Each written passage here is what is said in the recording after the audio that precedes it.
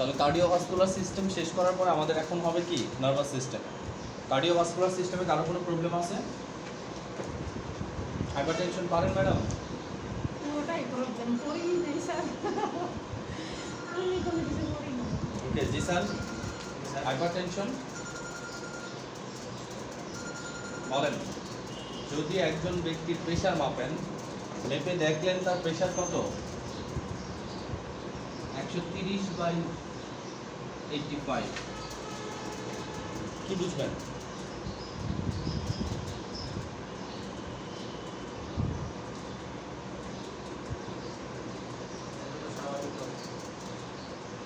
কিন্তু তার খারাপ লাগতেছে, বমি আসতেছে, গা মাথা ব্যথা করতেছে,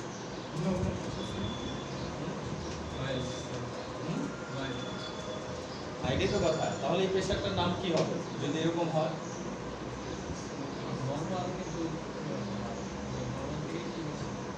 তাহলে এটার নাম কি হবে?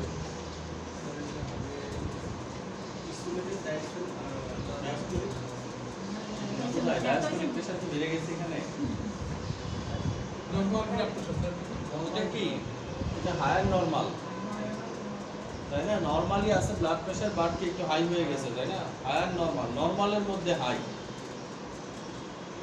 ওকে, যদি এরকম থাকে 145/95, কোন ধরনের?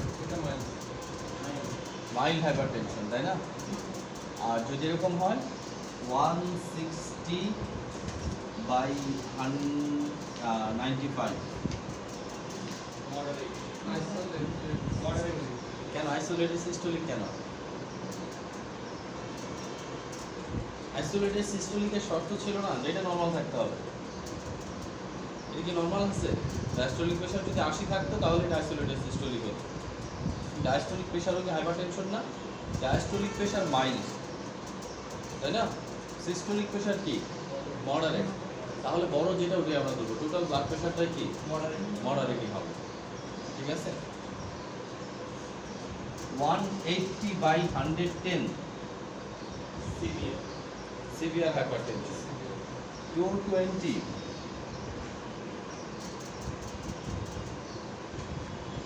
এইটা হায়ার সিভিয়ার। অনেকেরই দেখবেন বয়স 70 বছর, 220 130 হাইপারটেনশন, সে নরমাল। ঠিক আছে, রোগীর কন্ডিশন বুঝে হসপিটালাইজ করতে হবে। আমরা তো প্রেশারের সংজ্ঞায় বললাম না, বয়স এবং লিঙ্গ অনুযায়ী। বয়সের সাথে সাথে প্রেশারটা কি হবে, সবসময় বেড়ে যাবে। ঠিক আছে, এখন বয়স অনুযায়ী যদি প্রেশার অনুমান করতে চান তাহলে কি করতে হবে? আমরা যদি প্রেশারটাকে এইভাবে ধরি 120/80, ঠিক আছে, এটা অ্যাভারেজ ব্লাড প্রেশার, তাই না? Average blood pressure. এখন দেখেন, যদি আমরা ডায়াস্টোলিক প্রেশার বের করতে চাই, সরি সিস্টোলিক প্রেশার বের করতে চাই, ঠিক আছে, বয়স অনুযায়ী, বিশেষ করে বয়স যদি মোটামুটিভাবে 40-এর পরে হয় বা 50-এর পরে হয়, ঠিক আছে, আগে তো নর্মাল রেঞ্জের ভিতরে থাকবে, তাই না? বয়স মোটামুটিভাবে 45-50-এর পর থেকে কি প্রেশার একটু একটু করে বাড়া শুরু হবে। কারণ কি, পেরিস্টালসিস মুভমেন্ট, সরি কি বলে এটার নাম, পেরিফেরাল রেজিস্ট্যান্স কি বেড়ে যেতে থাকবে ধীরে ধীরে। এখন কথা হচ্ছে তখন আমরা কি করব? এটাকে আমরা ম্যাক্সিমাম দেবো কত, 90। ডায়াস্টোলিক প্রেশারের নর্মাল রেঞ্জ কত, 90। এই 90-এর সাথে আমরা কি করব, বয়সটাকে যোগ দিব। কারণ বয়স যদি হয় 60, তার ব্লাড প্রেশার 150 হওয়াটা কি স্বাভাবিক। এটা কি প্রেশার, সিস্টোলিক প্রেশার। তাহলে কারোর ব্লাড প্রেশার যদি 60 বছর বয়স 150 থাকে এবং তার যদি খারাপ না লাগে তার জন্য স্বাভাবিক। ডায়াস্টোলিক প্রেশারের সাথে বয়স যোগ করলে সিস্টোলিক প্রেশার বের হবে। আর সিস্টোলিক প্রেশার যেটা নরমাল আছে এটার সাথে 80 থাকতো তাহলে 60 সাথে যোগ করে দিলাম, 80 থাকলে, হ্যাঁ 80 থাকলে 60 আপনি 90টাকে ফিক্স ধরেন না, 90টাকে ফিক্স ধরেন। যদি কারো ব্লাড প্রেশার 80 হয় তাহলে কত, 170, তার জন্য কি, যদি তার খারাপ না হয় তো তার জন্য নরমাল ব্লাড প্রেশার। আর যদি আমি সিস্টোলিক প্রেশার ধরি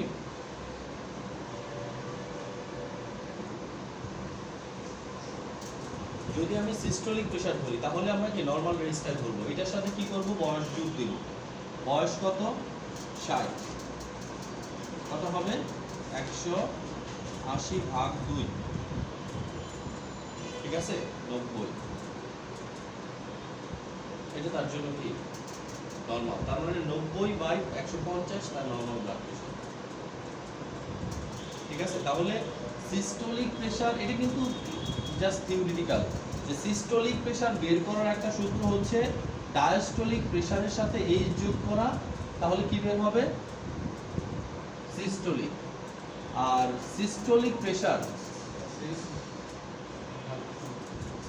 প্রেশারের সাথে যদি আমরা এইচ যোগ করি, তাকে যদি 2 দিয়ে ভাগ দিই, কি বের হবে? ডায়াস্টোলিক প্রেশার, ঠিক আছে। তাহলে বয়স অনুযায়ী যখন আমরা প্রেশারটা বের করবো, আমরা চাইলে কি সূত্র ইউজ করতে পারি।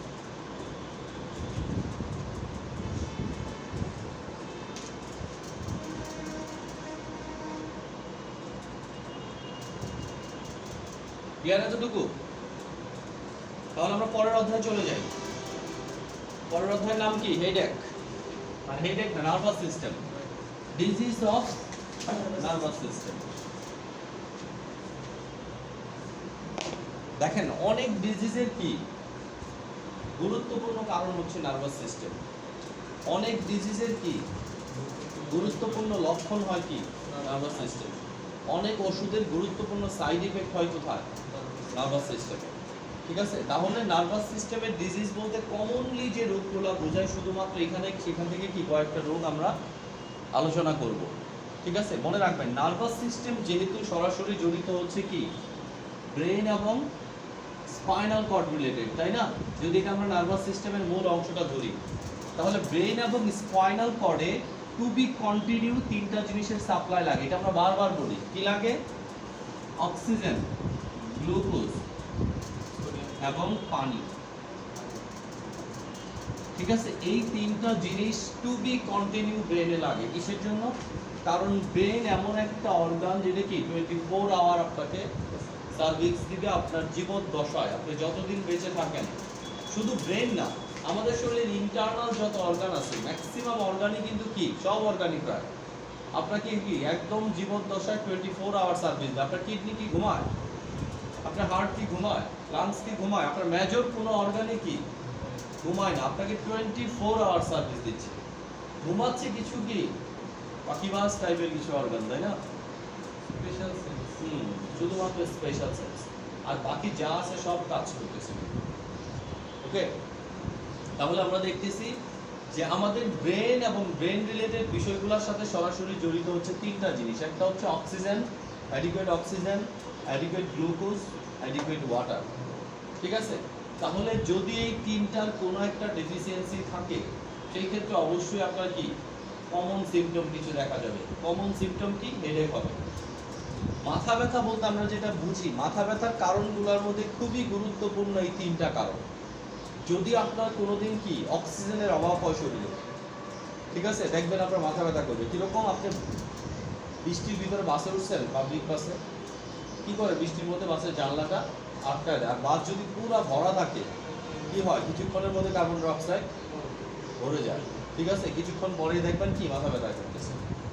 2 নাম্বার, যখন আপনি প্রচন্ড রোদের ভিতরে চলতেছেন, রোদের থেকে কি হবে? আপনার শরীর থেকে পানি শোষণ করে দেবে, শরীর কি ডিহাইড্রেট হয়ে যাবে, ঠিক আছে। ডিহাইড্রেট হলেও কি হবে? মাথা ব্যথা করবে।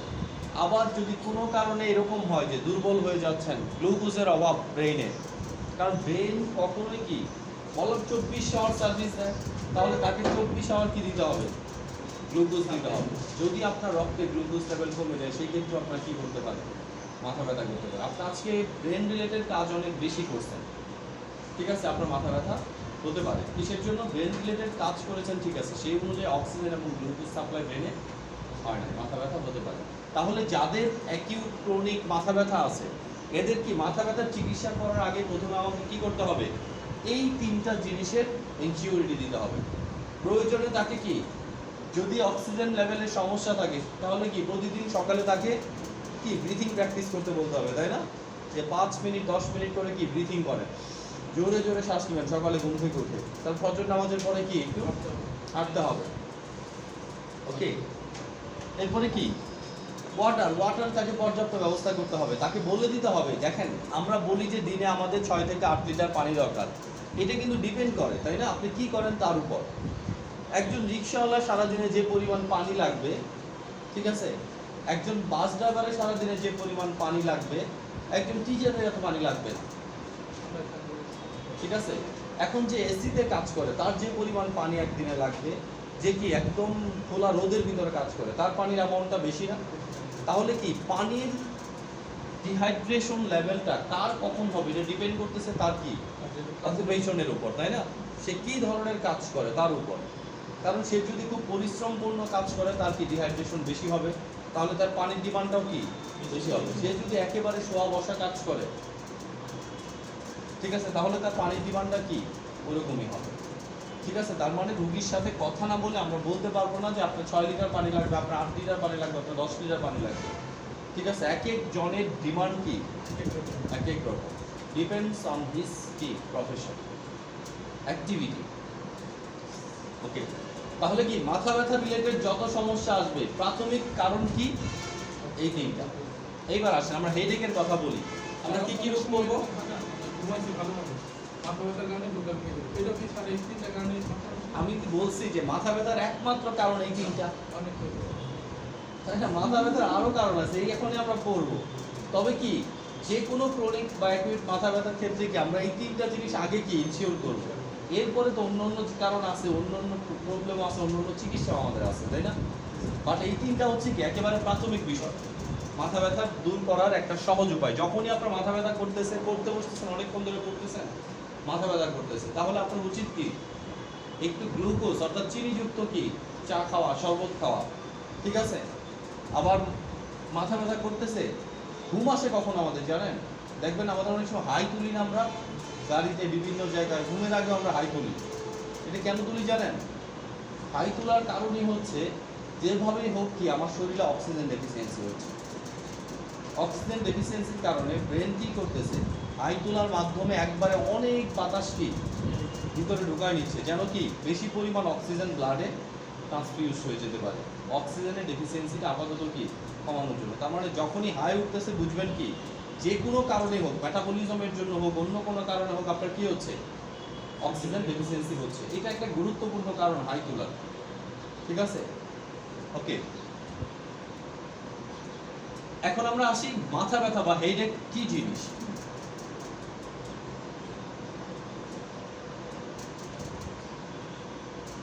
হেডেক,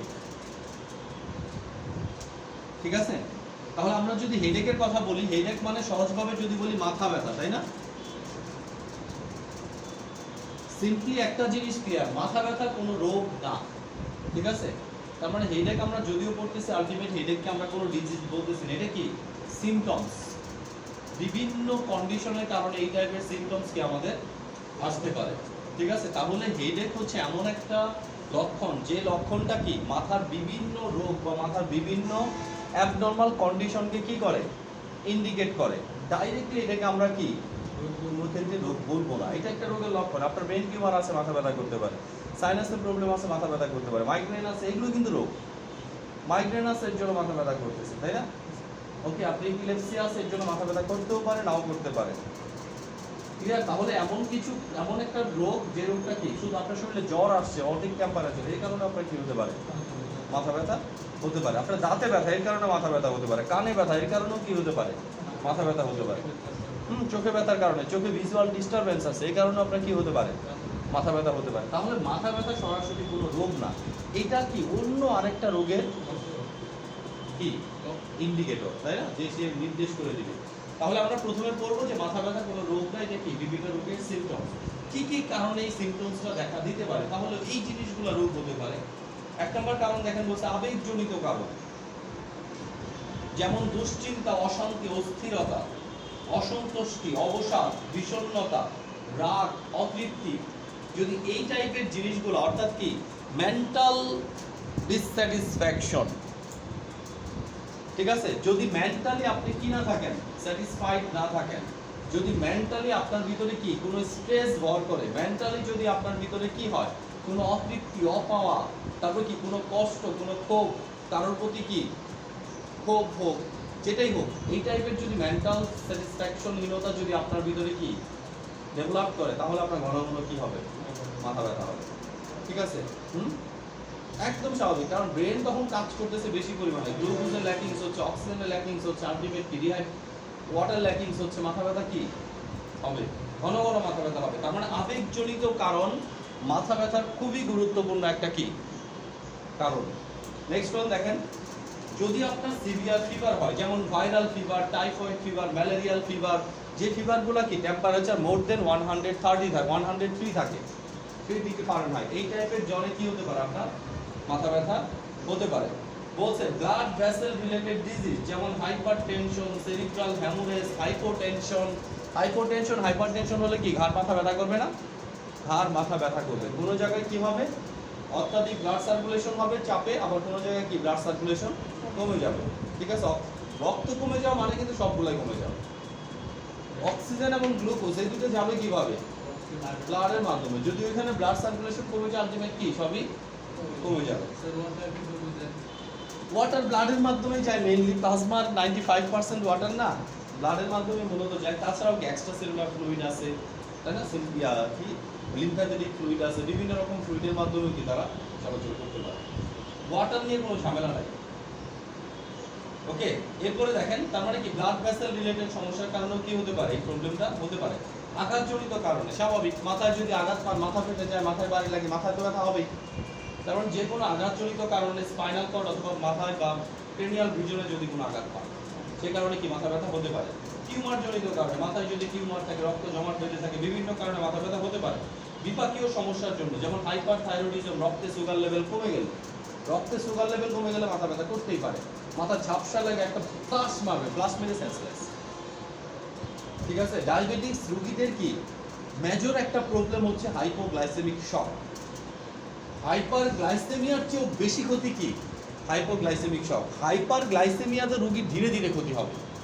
যখন আপনার সুগার লেভেল 22, 25, 18, 20, 22, 25 এরকম কি রেগুলার কন্টিনিউ থাকবে, শরীরে কিন্তু একবারে ক্ষতি হবে না, ধীরে ধীরে ক্ষতি হবে। ধীরে ধীরে কি হবে, রেটিনোপ্যাথি হবে, নিউরোপ্যাথি হবে, নেফ্রোপ্যাথি হবে, মানে কিডনি, লাংস, লিভার, বিভিন্ন নিউরনগুলা, বিভিন্ন নেফ্রনগুলা, চোখের বিভিন্ন ব্লাড ভেসেলগুলো, এগুলো কি ধীরে ধীরে নষ্ট হয়ে যাবে।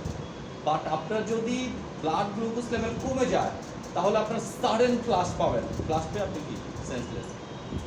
ঠিক আছে? সেই জন্য ডায়াবেটিক্স রোগীর সবচেয়ে বড় চিকিৎসা হচ্ছে কি এডুকেশন। কোনো ওষুধও না, কিছুই না, সবচেয়ে বড় প্রাথমিক চিকিৎসা হচ্ছে কি এডুকেশন। আপনি ডায়াবেটিক্স রোগী বা যে কোনো রোগীকে ওই রোগ সম্পর্কে যত বেশি নলেজেবল করবেন, সে তত সচেতন হবে। ঠিক আছে? আপনি যদি ডায়াবেটিক্স রোগীর কোনো ডায়াবেটিক বই দেখেন, এই বইয়ের ভিতরে দেখবেন কি একদম কি তার ফুল হিস্ট্রি দেওয়া থাকে, তাই না? ইভেন কি বিভিন্ন ড্রাগের মেকানিজম সহ দেওয়া থাকে, যদিও সেগুলো বুঝে না। তার মানে যে কোনো রোগের বিষয়ে, আমার যদি একটা রোগ থাকে, যে রোগ সম্পর্কে আমি খুব ভালো জানি, তাহলে ওই রোগ কিন্তু ম্যানেজমেন্ট আমার দিয়ে সহজ, তাই না? ঠিক ডায়াবেটিক্স রোগী যেহেতু জীবনব্যাপী রোগ না, তাহলে এই রোগটা যেহেতু লং লাস্টিং আপনার শরীরে থাকবে, এক্সিস্ট করবে, তার মানে আমাদের কি অবশ্যই we have to proper knowledge about diabetics mellitus. শুধু আমাদের থাকলে হবে না, আপনি চিকিৎসা করতেছেন, নলেজ আপনারই থাকবে। ঠিক আছে? কারণ উনি তো সারাক্ষণ আপনার সাথে থাকবে না, উনি বাসায় গেলে যেন অ্যাটলিস্ট নিজের সেফটিটাকে নিজে বজায় রাখতে পারে। তাহলে হাইপোগ্লাইসেমিক শক হলে কি সমস্যা হতে পারে, কিভাবে এটাকে প্রিভেন্ট করবে, তার নিজেরই জানা থাকতে হবে, আলটিমেট জানা থাকেও, তাই না? কারণ হাইপোগ্লাইসেমিক শকে কি ডায়াবেটিক্স রোগী কোমা এবং মৃত্যু পর্যন্ত হয়ে যেতে পারে যদি টের না পায়। সো হাইপোগ্লাইসেমিক শক রিলেটেড বিষয়গুলো অনেকেরই অজানা থাকে। ঠিক আছে? যদি ওই সময় জানা থাকে ভালো করে, তাহলে অবশ্যই রোগী কি সেফ হবে। মনে করেন আপনি ইনসুলিন দিয়ে দিয়েছেন, বলছেন আধা ঘন্টা পরে কিন্তু খেয়ে নেবেন, সে আধা ঘন্টা পরে কিছুই খায় না খেয়ে কি বাসে উঠছে, এখন স্বাভাবিকভাবে কি চক্কর মেরে যদি রাস্তায় পড়ে যায়, গাড়ি যদি তার উপর দিয়ে যায়, তাহলেই কিন্তু শেষ। ঠিক আছে? কারণ যখনই রক্তের গ্লুকোজ লেভেল কমে যাবে, ব্লাড যখন পর্যাপ্ত গ্লুকোজ পাবে না, তখনই সে শাটডাউন করে দেবে। তার যে ফুল সিস্টেমটা আছে, সিস্টেমটাকে কি করে দেবে, শাটডাউন করে দেবে। এতে আপনি কি কম্পিউটার যখন বন্ধ হয়ে যায়, আপনিও কি হয়ে যাবেন, বন্ধ হয়ে যাবেন। ঠিক আছে? কারণ কি কম্পিউটার চলতেছে, যদি কারেন্ট না থাকে, পাওয়ার বাটন যদি অন না থাকে, তাহলে কম্পিউটার চলবে? পাওয়ার বাটন বন্ধ করে দিয়েছেন, ওখান থেকে কম্পিউটার কি একাই বন্ধ হয়ে যাবে? তা আমাদের বডির পাওয়ার বাটন কি? বডির পাওয়ার বাটন ব্রেন না, বডির পাওয়ার বাটন গ্লুকোজ। ঠিক আছে, গ্লুকোজ একমাত্র কি উপাদান যেটা থেকে কি ডাইরেক্টলি ব্রেন শক্তি তৈরি করতে পারে মাইটোকন্ড্রিয়ার মাধ্যমে, তাই না? ওকে, এটা মনে রাখতে হবে।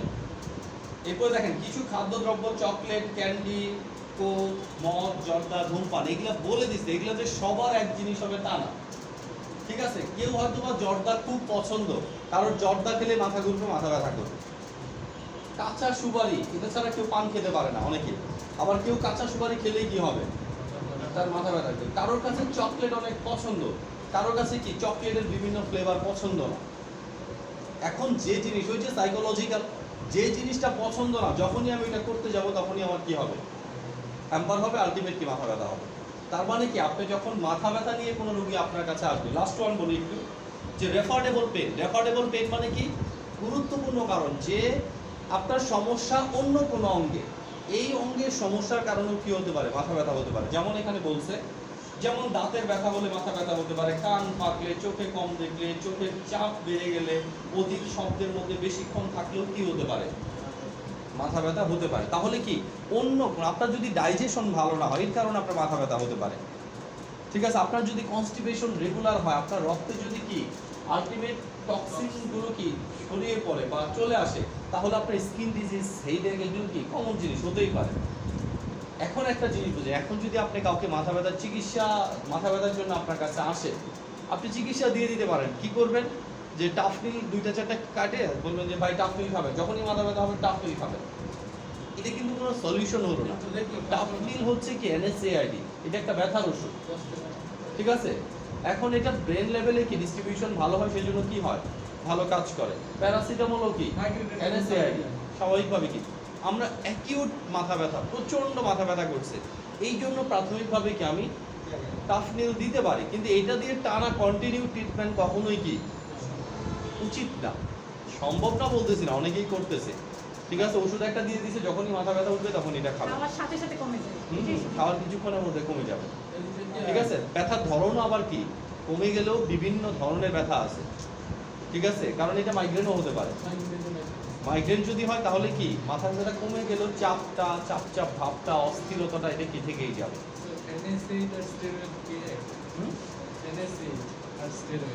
অ্যান মানেই তো বলতেছে, অ্যান মানে কি নো, তাই না?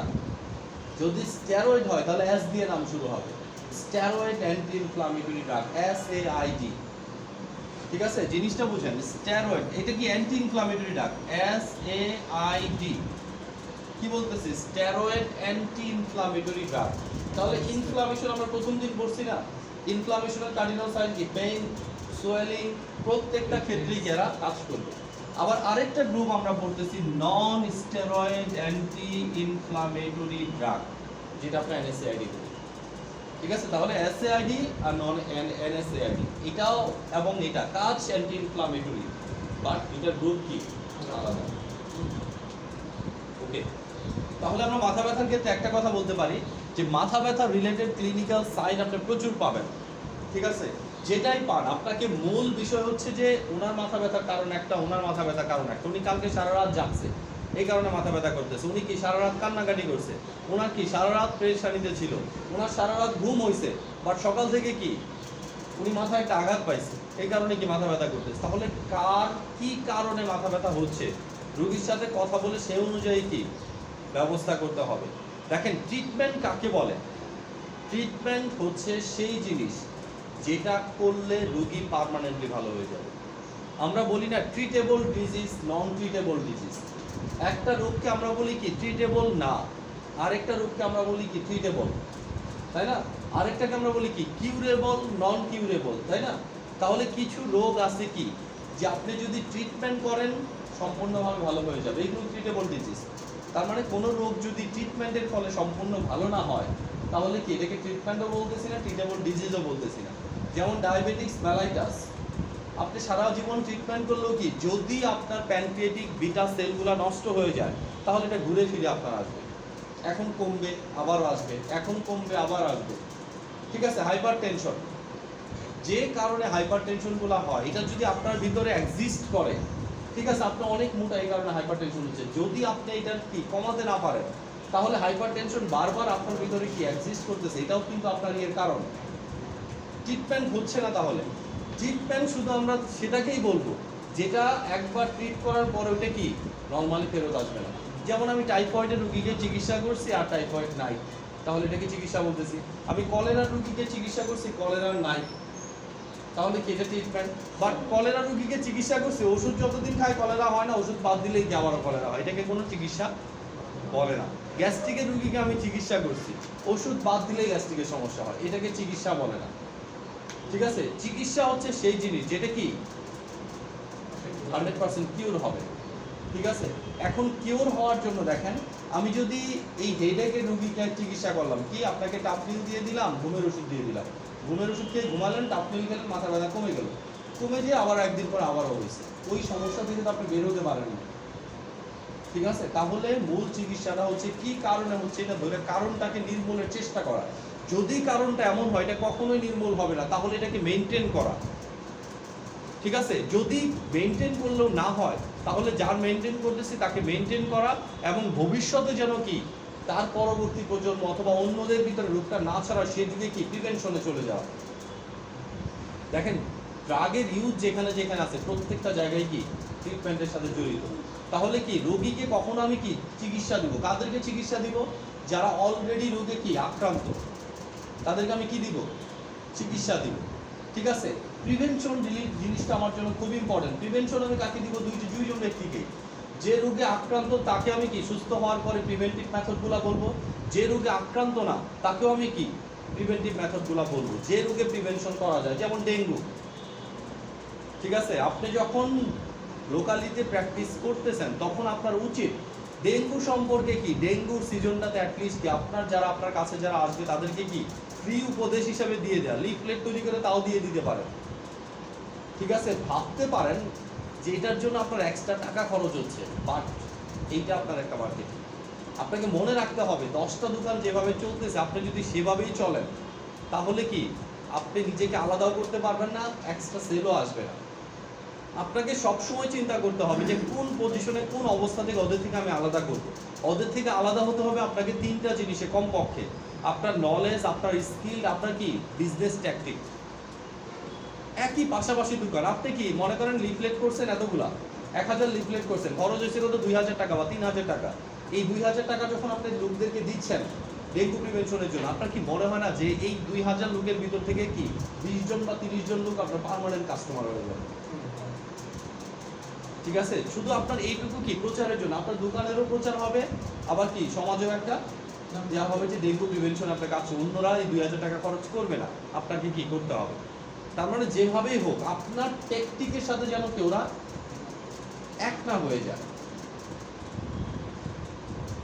ঠিক আছে, এরপরে আপনি আরেকটা কাজ করতে পারেন, এইসব হচ্ছে কি আপনার বিজনেস প্ল্যান। বলছি না যে 3টা জিনিস খুব ইম্পর্টেন্ট, এর ভিতরে 2টা এখান থেকে আপনি অর্জন করতে পারেন, আরেকটা আপনাকে কি কাজ করতে করতে এক্সপেরিয়েন্সের সাথে সাথে কি অর্জন করতে হবে। এটা আপনাকে কেউ বলে দিবে না, কেউ শিখিয়ে দিবে না, আপনাকে কি রেগুলার আপনার বিজনেস অর্গানাইজেশন নিয়ে কি করতে হবে, চিন্তা করতে হবে, তাছাড়া হবে না।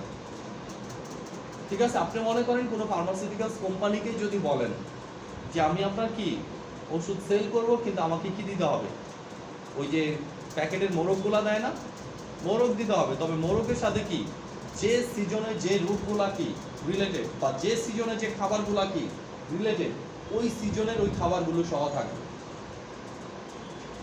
কথা বুঝেন নাই? যেমন ধরেন এখন ডেঙ্গু, তাহলে ডেঙ্গু মশা রিলেটেড কি, ডেঙ্গু রিলেটেড প্রিভেনশন রিলেটেড কি, ওই যে ওষুধ ভরে দেয় না খামগুলাতে, ওই খামগুলা দিবে কে দিবে? আপনাকে ফার্মাসিউটিক্যালস কোম্পানি দিবে আপনাকে, কিন্তু ডিমান্ড করতে হবে কাকে? আপনাকে, তাই না? ডিমান্ড করতে হবে আপনাকে যে আমাকে এই খামগুলো দিলে আমি আপনার ওষুধ কি চালাবো, যা বলে মানুষ, তাই না? যেহেতু ওষুধের রিলেটেড বিষয়, তারাও মার্কেটিংয়ে, তারাও এটা করতে বাধ্য করবেই অবশ্যই। ঠিক আছে, এখন যদি আপনি এটা দেওয়ার সময় কাস্টমারকে বলেন এখন ডেঙ্গুর সিজন, মশারি টানাবেন, এটা সেটা করবেন, এলাকা পরিষ্কার রাখবেন, কোথাও পানি জমলে পরিষ্কার রাখবেন, এটা বলে দিলে জাস্ট এটা আপনার কি হচ্ছে, খুব বেশি পরিশ্রম হচ্ছে না, বাট লাভ আপনার চারদিকে। ঠিক আছে, আমরা তো বলতেছি যে বিজনেস প্ল্যান এক একজনের কি এক এক রকম হবে, আইডিওলজিক্যালি আলাদা আলাদা হবে, ঠিক আছে, বাট আলাদা হতে হবে। পাশের দোকান আর আপনার দোকানের মধ্যে কিছু ডিফারেন্স রাখতে হবে, ঠিক আছে। মনে করেন পাশের দোকানে এইসব নাই, আপনি যদি এইসবও রাখেন এটাও একটা মার্কেটিং। আপনার পাশের দোকানে কঙ্কাল, আপনার দোকানে একটা কঙ্কাল নিয়ে রাখছেন, এটাও marketing, as for example just, ঠিক আছে। আপনি অন্য কিছু করতে পারেন, এগুলো তো আমার থাকবে, আপনার কি অন্য কিছু করতে পারেন, ঠিক আছে। তবে যেটাই করেন আপনাকে কি আপনার আশেপাশের প্রতিযোগীপূর্ণ ইয়েতে একটু খোঁজ খবর রাখতে হবে যে তারা কি করতেছে, আপনি কি করতেছেন। আপনার আরেকজন কি ডেঙ্গু নিয়ে কাজ করতেছে, ঠিক আছে, আপনি ভাবতেছেন যে আমি না করলে তো পিছায় করবো, ঠিক আছে। আপনি বলেন যে এখন যদি আমি করি ভাববে যে আমি ওকে ফলো করি, ফলো টলো না, এটা যদি ও আগে শুরু করে আপনার পরে হলেও কি শুরু করা উচিত। তারপর বিশ্বের বিভিন্ন দিবসগুলো আছে না, হেলথ দিবস, কার্ডিয়াক দিবস, ফার্মাসিউটিক্যাল লোকতে এসে বলবে আজকে বিশ্ব কার্ডিওলজি দিবস, আপনাকে এইটা মার্কেটিং করতে হবে, বিশ্ব কার্ডিওলজি দিবস। আপনি ওই দিন কি করেন, ফ্রি ব্লাড প্রেশার চেক করেন, কিছু করেন নিজের থেকে, তাই না। বলবেন যে আজকে ব্লাড প্রেশার চেক, বিশ্ব কার্ডিওলজি দিবস উপলক্ষে মামুন ফার্মেসিতে আজকে কি সারাদিনের জন্য ব্লাড প্রেশার মাপা ফ্রি, ডায়াবেটিক্স মাপা ফ্রি। দেখবেন এলাকার সব মানুষ মামুন ফার্মেসিতে আসছে। আর কিছু না কিছু দিয়ে দেবে। দরকার নাই, এত লোভ করেন না, আজকে না নিলে কালকে দিবে। না না সেটাই বলতেছি। মনে করেন যদি এটা চিন্তা থাকে আসলে কিছু দিবে, না নিয়ে গেলে বলবেন নিল না, আরে কি বলবো। আপনার প্রচারটা দরকার, তাই না। ওকে, দেখেন এগুলো তো আপনি বললাম বিজনেস প্ল্যান, এগুলো আপনার বিজনেসে ইউটিলাইজ করতে হবে, ঠিক আছে। বাট আপনাকে ওই যে প্রথম যে দুইটা জিনিস নলেজ এবং স্কিল, এই দুইটা কি অর্জন করতে হবে। এই দুটো অর্জন না করলে আপনি ওদের সাথে মিশে যাবেন, ঠিক আছে। আচ্ছা, অন্য অন্য কিছু কারণে এরকম রোগ হতে পারে, যেমন মাইগ্রেনের কারণে হতে পারে, নিউরোলজিয়ার কারণে হতে পারে। মেয়েদের ক্ষেত্রে মাইগ্রেন মানে হেডেক খুব কমন। মেয়েদের যদি কি ডিম্বাণু ঠিক মতো কাজ না করে, মেনস্ট্রুয়াল সাইকেলে প্রবলেম হয়, ডিসম্যানোরিয়া হয়, রক্ত স্বল্পতা হয়, ঠিক আছে। এরপরে কি জন্ম নিয়ন্ত্রণের ট্যাবলেট যদি খুব বেশি দিন ধরে খায় তাদের কি হেডেক হতে পারে। তাহলে একটা মেয়ের হেডেকের ক্ষেত্রে আপনাকে এই জিনিসগুলো কি কনসার্ন আনতে হবে, তাই না। ক্লিনিক্যাল ফিচারের ক্ষেত্রে আমরা কি বলবো, কারণে অকারণে হঠাৎ করে কি হতে পারে, মাথা ব্যথা হতে পারে, কারণে অকারণে হঠাৎ করে মাথা ব্যথা হতে পারে, মাথা ব্যথার কোনো কি কারণ টারণ থাকবে না। দুর্বলতা, হাইপারটেনশন, ইনসোমনিয়া, অধিক গরমের কারণে বাকি কি মাথা ব্যথা, গরমের কারণে মাথা ব্যথা হতে পারে, টেনশন জনিত কারণে মাথা ব্যথা। আমরা ওইটা বলে দিছি ওইখানে কারণগুলো, এখন শুধু বলতেছি এই কারণ জনিত মাথা ব্যথাগুলো কি হতে পারে ক্লিনিক্যাল মানে সাইনে। মাইগ্রেন জনিত কারণও কি হতে পারে, মাথা ব্যথা হতে পারে। মাইগ্রেনের মাথা ব্যথা আমরা পড়বো কিছুক্ষণ পরে, একটু পরেই বলি এটা। মেনিনজাইটিস, মেনিনজিস মানে কি ইনফ্লামেশন অফ ব্রেন, তাই না, কভারিং অফ দ্য ব্রেন। ব্রেনের যে পর্দা, সেই পর্দাকে কি বলে, মেনিনজিস বলে। তাহলে মেনিনজিসে যদি কোনো প্রদাহ হয় তার নাম কি হবে, মেনিনজাইটিস। এটাও আমরা পড়বো এই অধ্যায়ে, ওকে। এরপরে কি টেম্পোরাল আর্টারি, টেম্পোরাল আর্টারি এর কারণেও কি হতে পারে, মাথা ব্যথা হতে পারে। টেম্পোরাল আর্টারি কোনটা, টেম্পোরাল বোন তো আমরা চিনি, ঠিক আছে, ওই বোনের এই সাইডে কোনটা টেম্পোরাল, যেটা দেখাইলেন এদিকে টেম্পোরাল বোন, হ্যাঁ। এরপর দেখেন মাইগ্রেন, মেনিনজাইটিস, হাইপারটেনশনের কারণে মাথা ব্যথা হলে সেটা কি থ্রম্বিং পেইন হবে। থ্রম্বিং পেইন মানে কি, ওই পানি গরম দিলে দেখছেন বলক পারে, ঠিক আছে, মাথা ব্যথাটা হবে, মাথার ভিতরে মনে হবে কি এরকম কিছু বলক পারতেছে, ঠিক আছে, থ্রম্বিং পেইন হবে।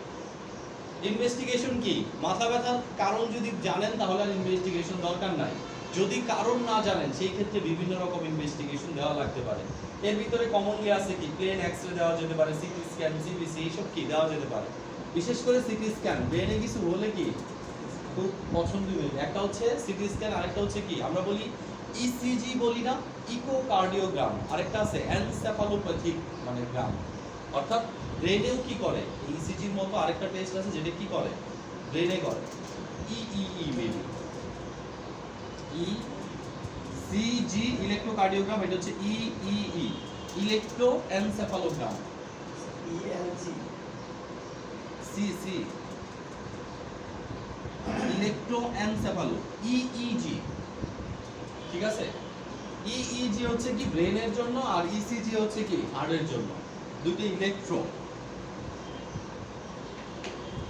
ট্রিটমেন্টের ক্ষেত্রে একটা কথাই, মাথা ব্যথার সঠিক কারণ বের করে চিকিৎসা করতে হবে। প্রাথমিকভাবে মাথা ব্যথা কমানোর জন্য অ্যানেসাইড স্পেসিফিকভাবে কি আমরা একসময় ব্যবহার করতাম প্রচুর, দেখবেন একটা ট্যাবলেট ছিল পানিতে দিয়ে গলে যাইতো, এরপরে মাথা ব্যথা করতো। ডিসপ্রিন মানে অ্যাসপিরিন, ঠিক আছে? প্রাথমিকভাবে অ্যাসপিরিন ক্ষতিকর না? কি কিসের ক্ষতিকর? এটা তো রেগুলার খাচ্ছে যারা হার্টের পেশেন্ট, তাই না? অ্যাসপিরিন খাচ্ছে না হার্টের পেশেন্টরা, দেখবেন কি কি খায়, ইকোস্প্রিন খাচ্ছে, তারপরে কি ওই যে ক্লোপিডগ্রাল যোগী অ্যাসপিরিন খাচ্ছে। ইকোস্প্রিনটা হচ্ছে অ্যাসপিরিনেরই ব্র্যান্ড, তবে ওখানে কি লো ডোজ, তাই না? 75 মিলিগ্রাম 50 মিলিগ্রাম। আর ব্যথার জন্য ইউজ হলে 300 মিলিগ্রাম। ব্যথার জন্য যদি খায় তখন বেশি করে খেতে হবে, 300 মিলিগ্রাম। এইটার প্লাটিলেটের শুনেন, যে কোনো অ্যানেসিআইডির কাজ কি? রক্তের তরলতা বাড়ানো বা রক্তের প্রবাহটা কি বাড়ানো। তাহলে হার্টে ব্যথা হচ্ছে কেন? ওখানে আমরা বলছি অ্যাঞ্জিনা করছি না, কোনো কারণে কি ব্লাড সার্কুলেশন ওখানে কমে গেছে। এখন ব্লাডটা যদি একটু পাতলা হয় সার্কুলেশনটা বেড়ে যাবে না? ঠিক আছে, সার্কুলেশন বেড়ে গেলে কি হার্টের পেইনটা কমে যাবে। ডাইরেক্ট হার্টের পেইনে কাজ করতেছে না, বাট পেইন কমানোর জন্য কি পরোক্ষভাবে সাহায্য করতেছে। আর তার সাথে কি ক্লোপিডগ্রাল দেওয়া আছে, ঠিক আছে? ক্লোপিডগ্রাল কি করে? আমরা আচ্ছা ড্রাগ করি নাই, ড্রাগগুলো পড়বো আমরা, থার্ড সেমিস্টারে ড্রাগগুলো পড়বো। আচ্ছা এরপর দেখেন মাইগ্রেন। এখন কথা হচ্ছে মাইগ্রেনকেই মাথা ব্যথা বলতেছি, মাথা ব্যথাকে মাইগ্রেন বলতেছি, কিন্তু দুইটা কিন্তু একটা। মাইগ্রেন এক জিনিস, মাথা ব্যথা কি আরেক জিনিস। মাইগ্রেনের একটা লক্ষণ হচ্ছে কি মাথা ব্যথা, কিন্তু সব মাথা ব্যথা কি মাইগ্রেন না। মনে রাখতে হবে যে all migraine all headache are not migraine, but all migraine are কি হেডেক। যখনই মাইগ্রেন হবে তখন কি কমনলি মাথা ব্যথাটা হবে, কিন্তু যখনই মাথা ব্যথা হবে তখনই বলা যাবে না কি এটা মাইগ্রেন। তাহলে আমি কোন মাথা ব্যথাটাকে মাইগ্রেন বলবো? ঠিক আছে, এটা আমাকে কি সিলেক্ট করে নিতে হবে, যেটা মাইগ্রেন এটা কি হেডেক। কিভাবে সিলেক্ট করব? যদি কোনো রোগীর মাথা ব্যথা থাকে, এই ক্ষেত্রে রোগীর ভিতরে স্পেসিফিক এই বৈশিষ্ট্যগুলো থাকবে না, যে বৈশিষ্ট্যগুলো একেবারে নিশ্চিত রূপে কার ভিতরে থাকবে, হেডেকের ভিতরে, মাইগ্রেনের ভিতরে থাকবে। তাহলে আমরা যদি বলি সেই লক্ষণগুলো কি কি, 4-5টা জিনিস। এক নম্বর কি, ভমিটিং,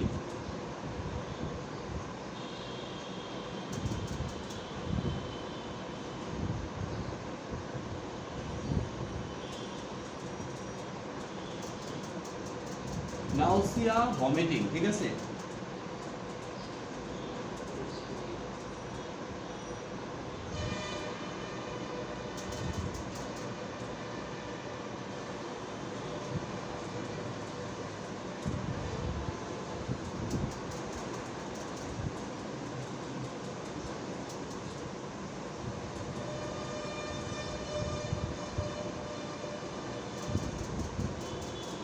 যদি কারোর মাথা ব্যথার সাথে এই 4টা জিনিস উপস্থিত থাকে তাহলে আমরা সেটাকে অবশ্যই কি আর হেডেক না বলে কি বলবো, মাইগ্রেন বলে ফেলবো। কি থাকবে? 1 নম্বর জিনিস দেখেন, নিচে থেকে আসি আমরা। মাথা ব্যথাটা হবে কি একেবারে সিলেক্টিভ রিজন অফ কি ক্রেনিয়াল, ক্রেনিয়ালের একদম সিলেক্টিভ রিজন, পুরো মাথা জুড়ে হবে না। হয় মাথার এইখানে হবে, এইখানে হবে, এইখানে হবে, ডান পাশে, বাম পাশে, সামনে, পেছনে, কোনো একটা নির্দিষ্ট জায়গায় হবে। যদি মাথা ব্যথা শুধু এতটুকুর মধ্যে, রুগী ফিরে এইভাবে চুল টানতেছে, তাহলে মাথা ব্যথা যদি এতটুকু জায়গার ভিতরে হয় সিলেক্টিভ রিজন দিয়ে, তাহলে এটা কি হবে আর মাইগ্রেন থাকবে। এটা কি আর হেডেক থাকবে না, এটা কি মাইগ্রেনের লক্ষণের ভিতরে চলে আসবে। এপিসোডিক পেইন হতে পারে। এপিসোডিক পেইন বলতেছে কি পেইনটা ঘটনা প্রাসঙ্গিক হতে পারে। কিরকম?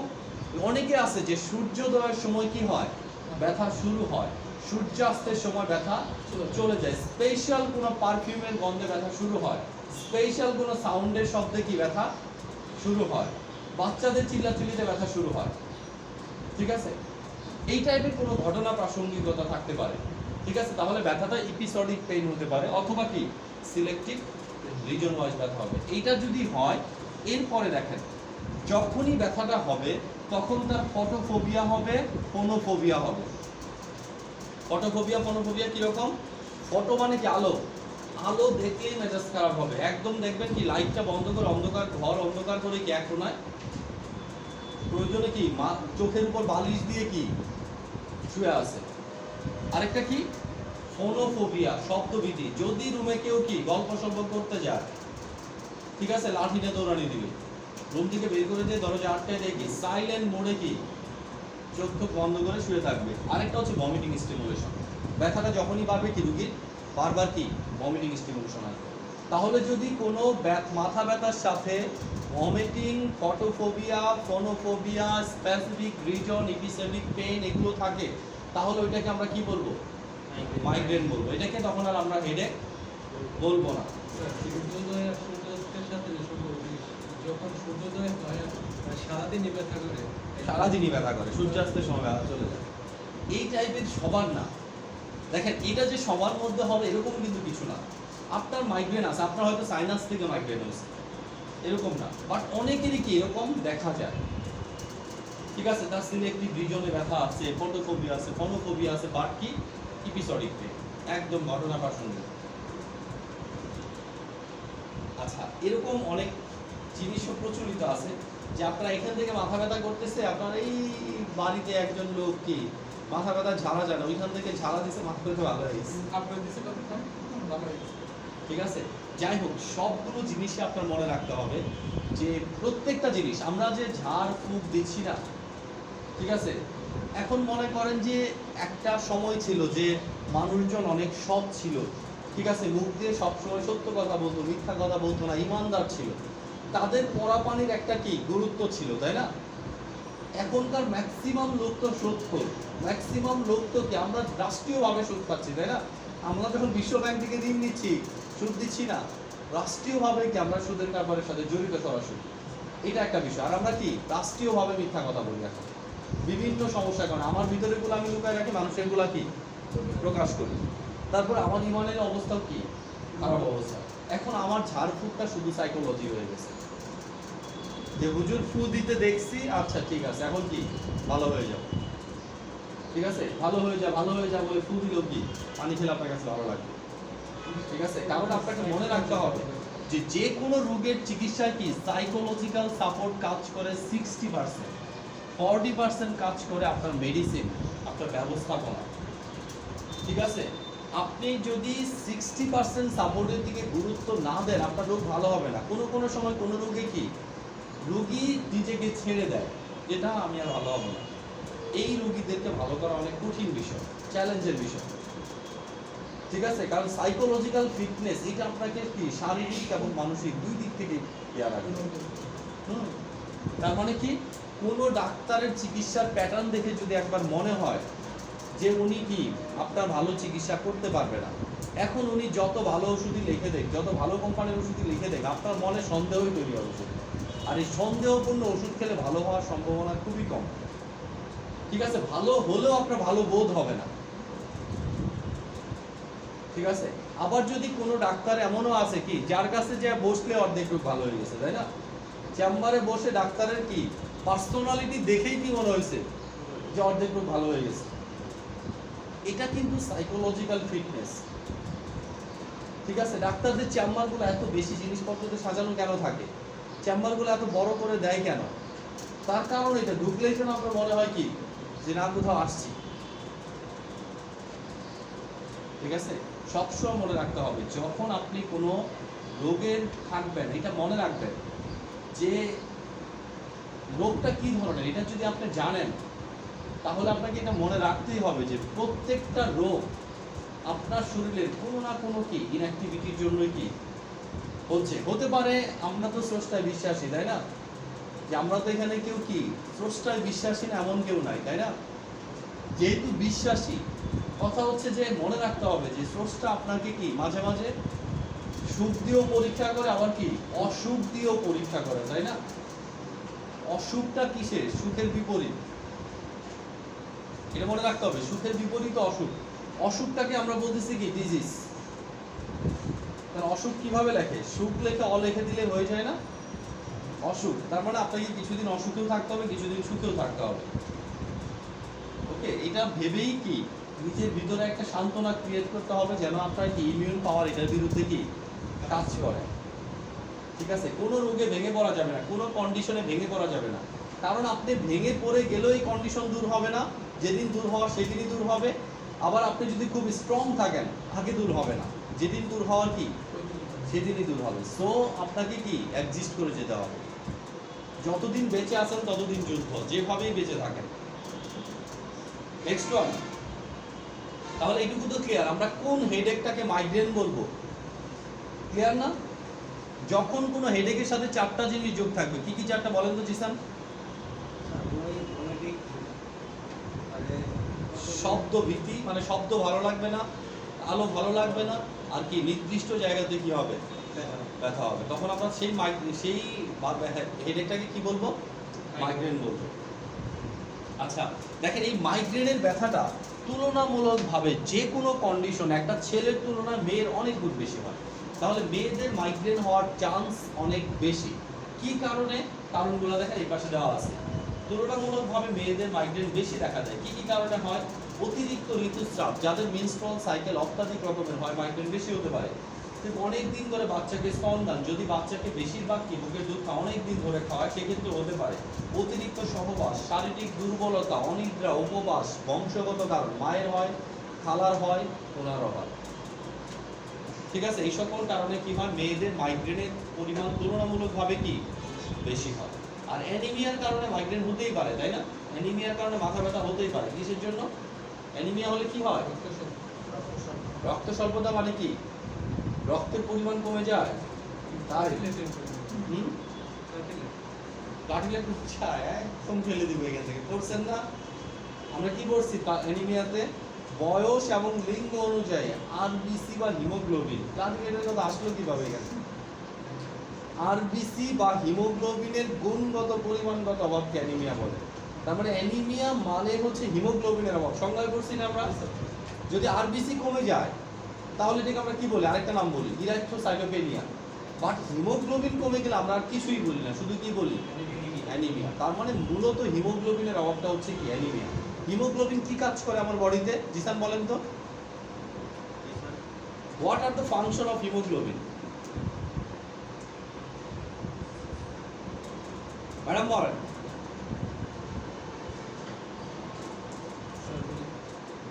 ধারণা আপনি একটু পরেই বলেন। সাথী বলেন। চিন্তা করেন আমরা কি পড়ার, আপনারা কি পড়েন? সেলিম সাহেব, হিমোগ্লোবিনের কাজ কি? নজরুল সাহেব, হিমোগ্লোবিনের কাজ কি? হিমোগ্লোবিন জানি রক্তে আরবিসি তৈরি করা শুরু করেছে। বলেন মিয়া, নিলয় বলেন। Lungs to tissue, tissue to lungs, oxygen এবং কার্বন ডাই অক্সাইড কি পরিবহন করা হচ্ছে হিমোগ্লোবিনের কাজ। হিমোগ্লোবিনের নরমাল রেঞ্জ কত? 11 থেকে 14 রেঞ্জটা স্যার মনে থাকে? 14 থেকে 18 কার? মেল মেল হচ্ছে 14 থেকে 18, ফিমেল কত? ফিমেল হচ্ছে 12 থেকে 16। ঠিক আছে, এখন দেখেন যদি ফিমেলের 12 থেকে 16.5 থাকে, এমনি কম, এরপরে যদি আরো কমে যায় তাহলে কি হবে? আমাদের ব্রেন সেল, অন্যান্য সেল পর্যাপ্ত অক্সিজেন, কার্বন ডাই অক্সাইড পরিবহন হচ্ছে না। তার মানে তার কি হতে পারে, এই রেটটা কমন। ওকে, এরপরে দেখেন আমরা যদি লক্ষণগুলো বলি, এখানে বলছে 3 ধরনের লক্ষণ দেখাইছে। একটা হচ্ছে কি পূর্ব লক্ষণ, যার মাইগ্রেনের প্রবলেম আছে সে কিন্তু প্রথম থেকে বুঝতে পারবে। তাহলে পূর্ব লক্ষণ যে আমার মাইগ্রেন অ্যাটাক হতে পারে। 2 নাম্বার বলছে মাথা ব্যথার সময়। দেখেন 5 নাম্বারটা 2 নাম্বার পয়েন্টের মতো করে দেন। পূর্ব লক্ষণের পরে হচ্ছে কি মাথা ব্যথার সময় কি কি লক্ষণ হবে। ঠিক আছে, মাথা ব্যথার সময় কি কি লক্ষণ হবে, এটা কিন্তু কোনো ইয়া না, এটা হচ্ছে পূর্ব লক্ষণের পরে 2 নাম্বারটা। লিখবো স্যার? 2 নাম্বার দিয়ে দেন, এটা পূর্ব লক্ষণ 1 নাম্বার দেন, তাহলে এটা কি হবে, মাথা ব্যথার সময় 2 নাম্বার। মাথা ব্যথার সময় 2 নাম্বার। হ্যাঁ, নিচে যেগুলো দেওয়া আছে এগুলো মাথা ব্যথার সময় হলে কি লক্ষণগুলো প্রকাশ। এই পাশে দেখেন পরবর্তী লক্ষণ দেওয়া আছে, তাহলে পরবর্তী লক্ষণ কি 3 নাম্বারটা। তাহলে আমরা একটু পড়ি যে পূর্ব লক্ষণ কি কি। ড্রপজিনেস, মাথা ঘোরানো, ঝিমঝিম ভাব, প্রথমে এগুলো কি লাগবে রোগীর কাছে। চোখে দেখতে সমস্যা হবে, চোখে আলোর ঝলকানি লাগবে, দুর্বলতা লাগবে, অক্ষর পড়তে অসুবিধা হবে, জ্বর কি লেটারগুলো মনে হবে ড্যান্স করতেছে।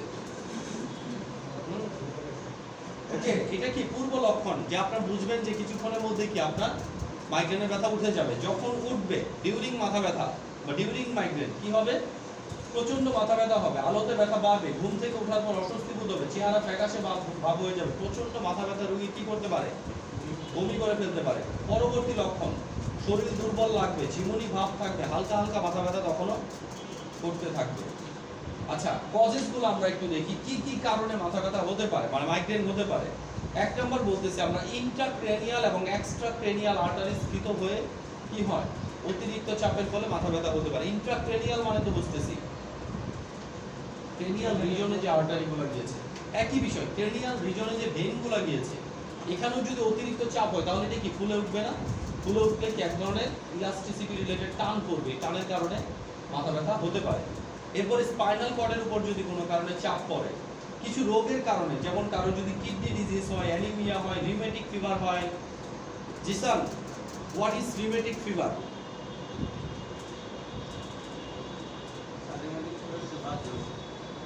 এটা আমিও জানি, বাতজ্বর। বাতজ্বর কি কারণে হয়, কাকে বলে? বাতজ্বরের কারণ পড়াইছি না, কি কারণে হয় বাতজ্বর? Miss Mili, what is rheumatic fever?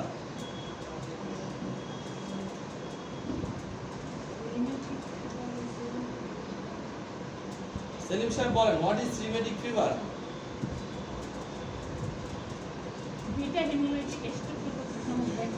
Beta haemolyticus streptococcus অথবা কি স্ট্রেপ্টোকক্কাস পায়োজেন নামক ব্যাকটেরিয়ার আক্রমণে স্ট্রেপ থ্রোট হয় এবং স্কারলেট ফিভার হয়।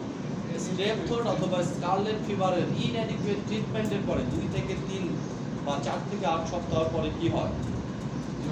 বাতজ্বর দেখা দেয়। বাতজ্বর কোন রোগের সবচেয়ে মারাত্মক কারণ? Heart disease. প্রায় 41% হার্ট ডিজিজ বাতজ্বরের কারণেই হয়। ঠিক আছে, আমাদের হার্টের বাল্ব কয়টা স্যার বলেন তো? এইসব জিজ্ঞেস করলে যদি না পারেন, ম্যাডাম বলেন। সাথী,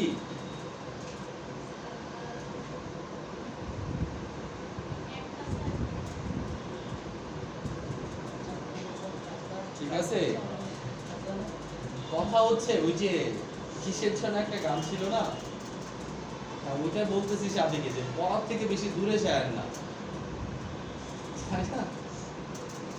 ওই যেও না কখনো দূরে, এটা কি পড়ার কাছে রাখেন। পড়ার থেকে বেশি দূরে গেলে কই চলে যাবেন কোনো খোঁজ খবর থাকবে না।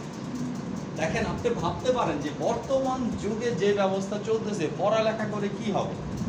সবসময় মনে রাখেন, পড়ালেখা আপনার ইন্টারনাল এনার্জি। যদি ওই এনার্জিটা না থাকে তাহলে আপনার উপরে শুধু কি থাকবে? কঙ্কাল, খোলস। এই খোলস হয়তো বাইরে থেকে দেখে কিছু বোঝা যাবে না, কিন্তু আপনি নিজে ঠিকই বুঝবেন যে আপনার উইকনেস কোথায় কোথায় আছে। ঠিক আছে, সো ডেভেলপ ইউরসেলফ। নিজেকে নিজে ডেভেলপ করতে হবে, কেউ আপনাকে ডেভেলপ করে দিবে না। ওকে, আর বাকিগুলো তো আমরা করলামই, তাই না?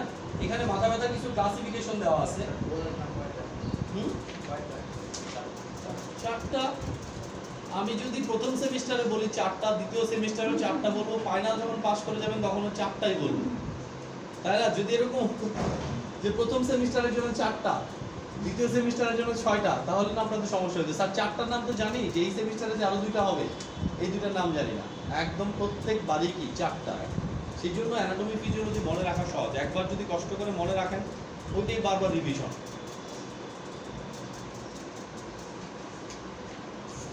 আচ্ছা দেখেন, ক্লাসিফিকেশনে যদি আমরা পড়ি, মাইগ্রেনটা 2 প্রকার হচ্ছে। একটা হচ্ছে কি 2 প্রকার না, 7 প্রকারে ভাগ করা হচ্ছে। বলছে international classification of headache disorder, second addition থেকে এটা দেওয়া হয়েছে, যে মাইগ্রেনকে 7টা ভাগে ভাগ করতেছি। কত নাম্বার পেজ? আচ্ছা, এটা ক্লাসিফিকেশন মাইগ্রেন হবে, এটা হবে ক্লাসিক্যাল মাইগ্রেন, পেজ নাম্বার 79। এটা হবে কি ক্লাসিক্যাল, CLASSICAL, ক্লাসিক্যাল মাইগ্রেন। ঠিক আছে, তীব্র আলোতে ব্যথা সৃষ্টি হয়, নারী পুরুষ উভয়েরই হতে পারে। কমন মাইগ্রেন, হঠাৎ করে চোখ ঝাপসা হয়ে প্রচন্ড মাথা ব্যথা শুরু হয়। হেমিপ্লেজিক মাইগ্রেন, অর্থাৎ কি হেমিপ্লেজিয়া বলতে বোঝায় প্যারালাইসিস, তাই না?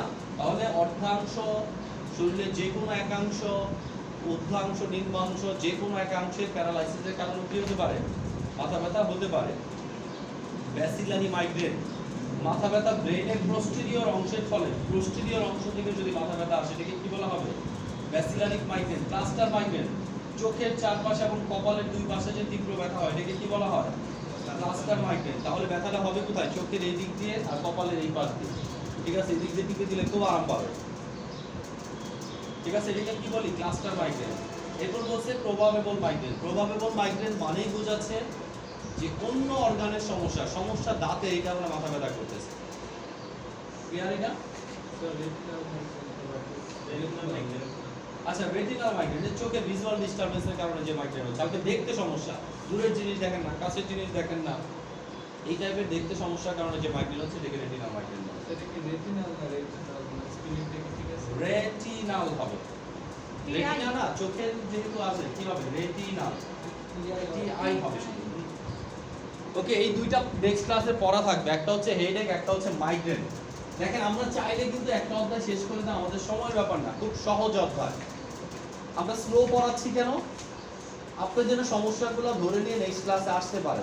কি কি নেই এখানে, যে জিনিসগুলো শিখতে বলছে এর ভিতরে এখানে কোন জিনিসগুলো নেই, একটু সময় দিয়ে পড়েন। আর একটু কি পিছনের যে ব্যাকআপগুলো আছে ওগুলাকে একটু পড়েন। পরীক্ষা কিন্তু অটোমেটিক ভাবে হয়ে যাবে, এবং পরীক্ষার শেষ, বই শেষ হওয়ার পরে পরীক্ষা নিতে আর দেরি হবে না, তাই না? এই সপ্তাহে বই শেষ, সামনের সপ্তাহে পরীক্ষা। ঠিক আছে, এটুকু থাকবে।